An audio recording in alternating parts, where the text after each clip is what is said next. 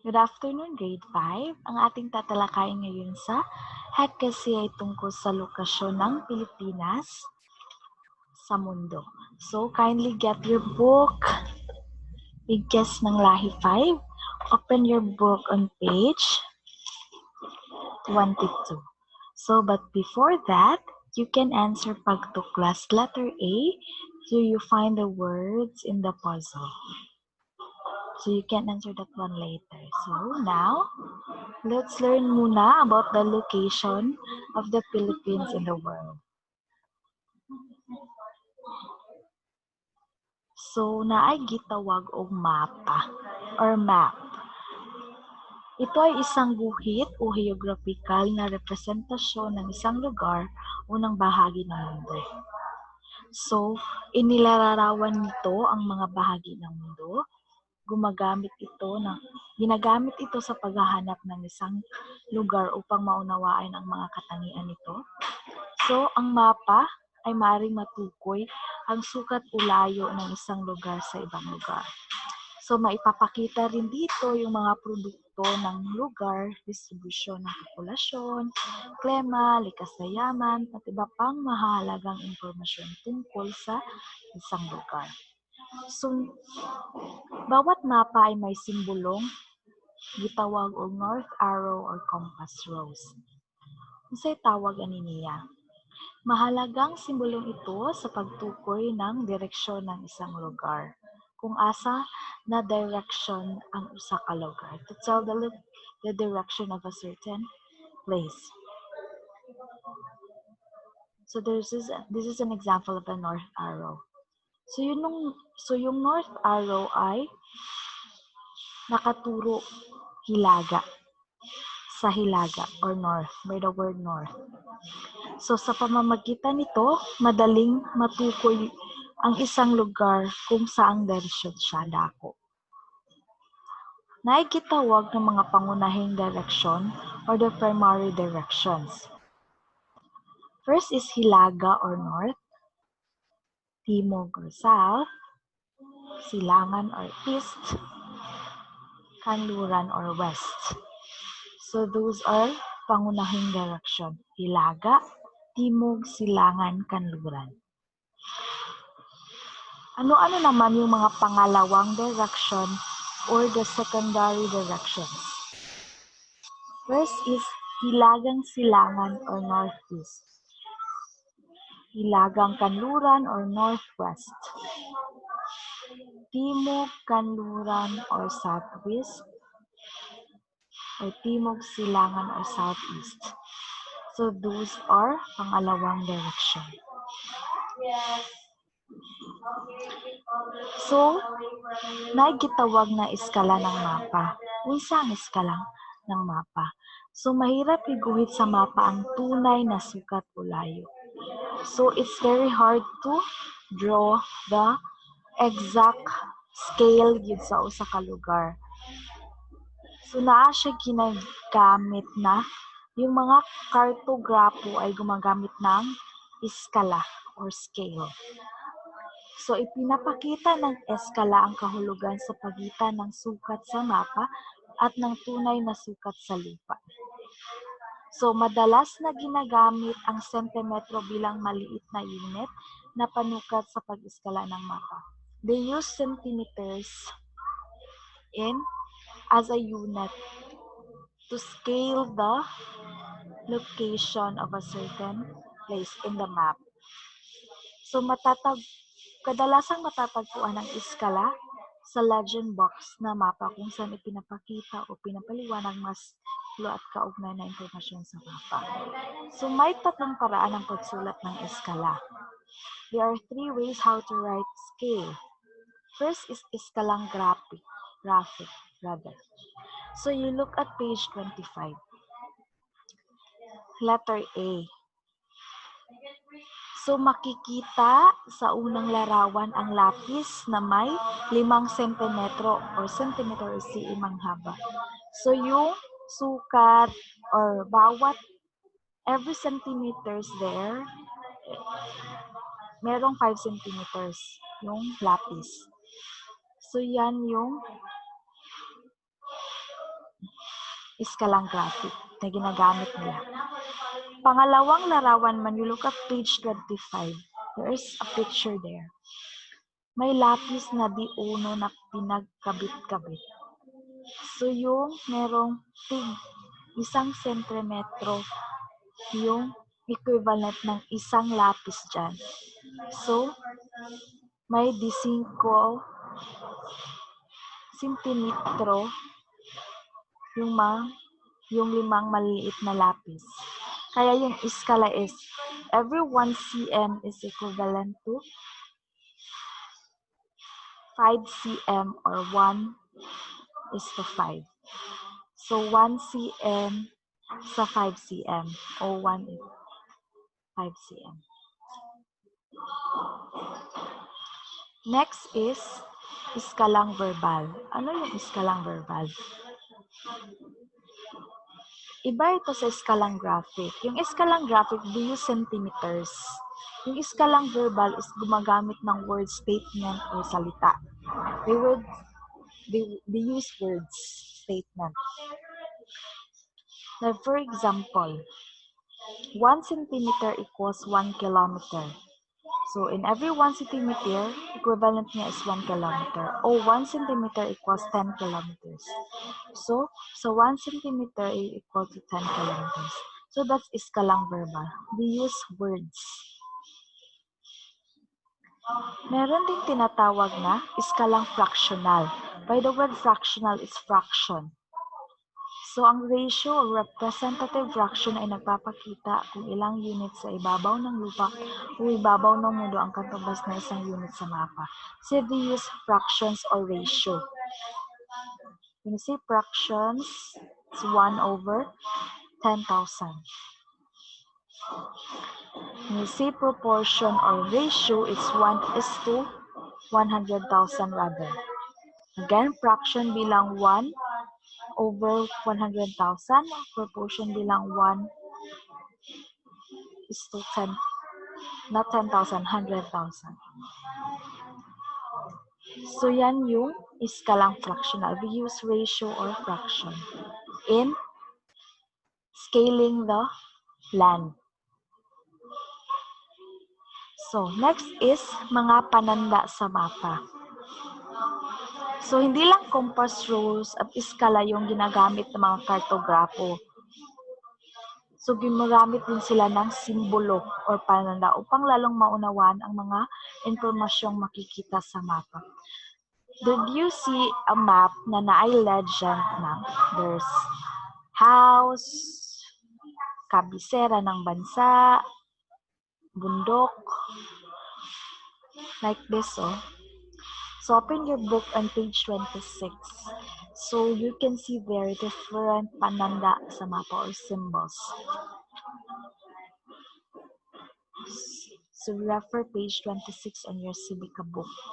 So, you can see different pananda or simbolo sa mapa that you can use to see ano yung capital ng a certain place, a certain country. So, madali nilang maintindihan. Ano yung mga bundok na makikita doon, ano yung mga lungsod na makikita doon, ano yung mga lalawigan. So, you can easy for you to identify or see or find those mga places. Let's go to lokasyon ng Pilipinas. Ay gitawag na tiyak na lokasyon o absolute location. So, ginagamit nito yung mga longitude at latitude in telling the location. So, batay sa primary dyan, yung lokasyon ng Pilipinas is nasa silangang hemisfero. So, diba, yung primary dyan is this one. Umahati siya sa silangan at kanluran. So, yung Pilipinas ay nasa east or silangan. Silangan. Yung silang. Dito. Nasa silangan yung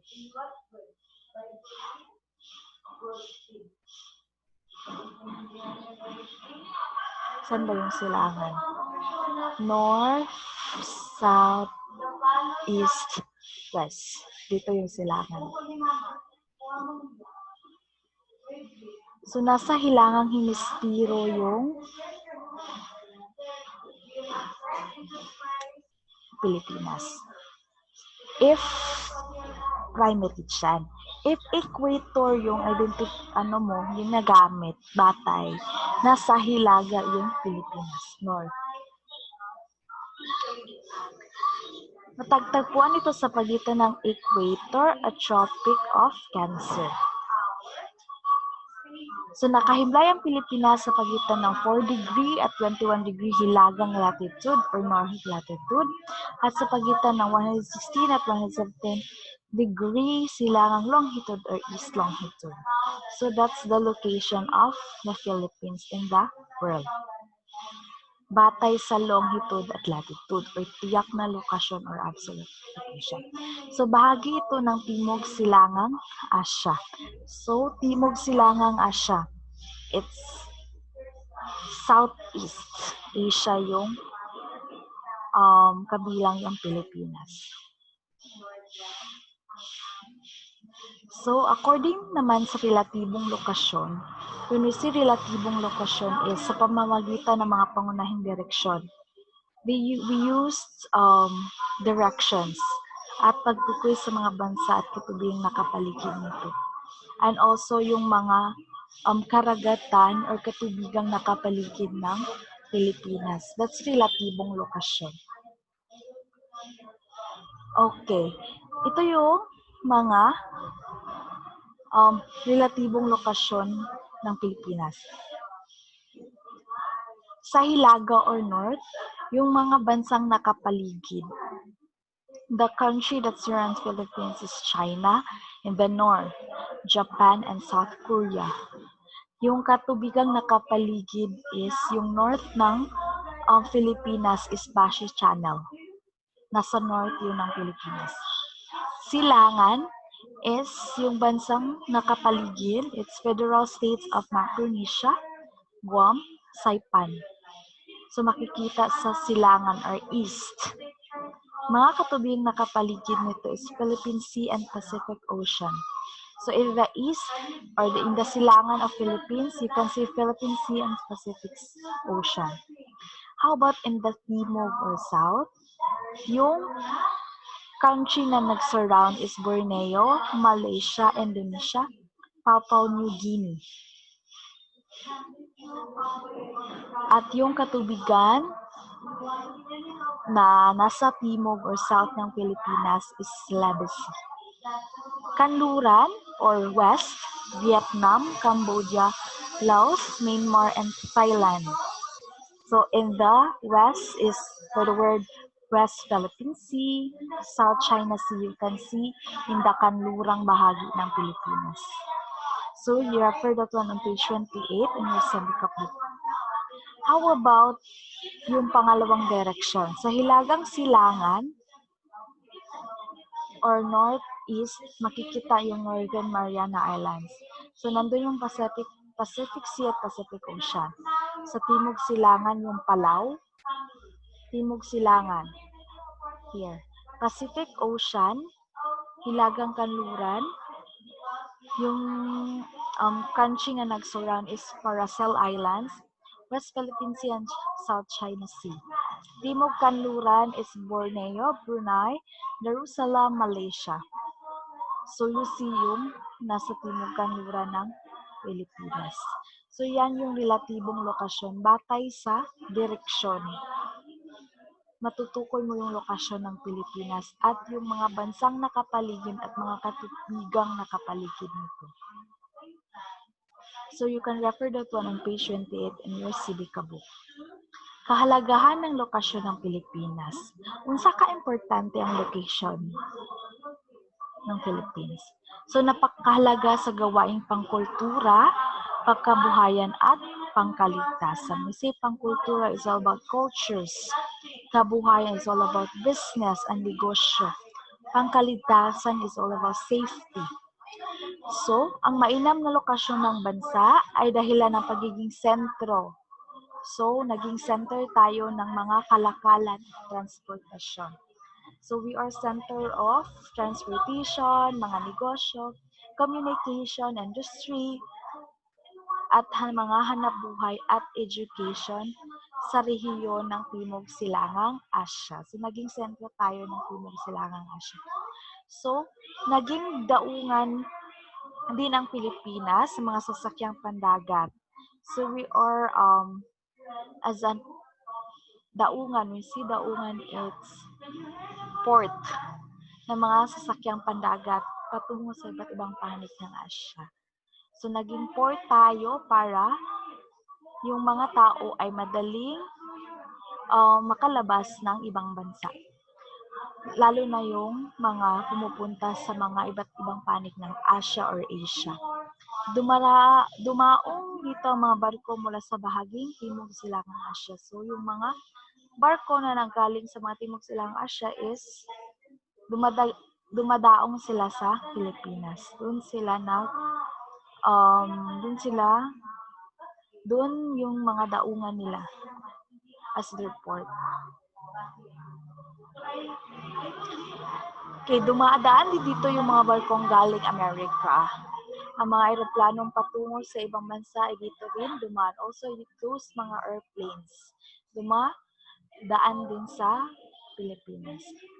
So, ito yung dahilan na naging sentro tayo ng kalakalan ng Asya. We are the center of business or kalakalan in the Asia, yung Pilipinas. So, mahalaga rin ang lokasyon ng Pilipinas sa larangan ng depensang militar. So, nakarating ng mabilis ang anumang misyong pamilitar saan mang bahagi ng Asya. Kasi, yung location ng Pilipinas is madali lang. So, naging center siya, na way siya na madaling, yung mga depensang militar ng ibang bansa or yung mga nasa ng Asia is madali lang makalusot. So, madali lang yung transportation. So, dinarayong mga turistang kanlurani ng Pilipinas dahil sa magandang puok at tanawin. So, at kaaya-ayang klima. So, dinarayo din yung lokasyon ng Pilipinas because of the tourist attraction, yung pinakamagandang tanawin ng Pilipinas at also the beautiful climate ng Pilipinas. So, yung climate natin is tropical. Meron tayong dalawang klima, tag-ulan at tag-init lamang. Ang mga mapuputing buhangin na beautiful sun at mga beautiful beaches natin. Dinarayo din ng mga turista. Dahil sa magandang lokasyon ng bansa, nasilbi itong tagapag-ugnay ng kulturang silinanin. So we are the center of yung mga nasa mga culture in the east and west countries. Naisabuhay na rin ng mga Pilipino ang ilang kultura ng ibang bansa. So we accept and respect the culture of others dahil sa ating mga lokasyon. So that's the importance of the lokasyon ng Pilipinas. So now, in your activity, sagutan ang pahina 31 and 32, letra A at B. So thank you for watching grade 5. I hope that you learn about my video. So you may now answer, sagutan ang pahina 31 and 32, letter A at B. So that's all for today.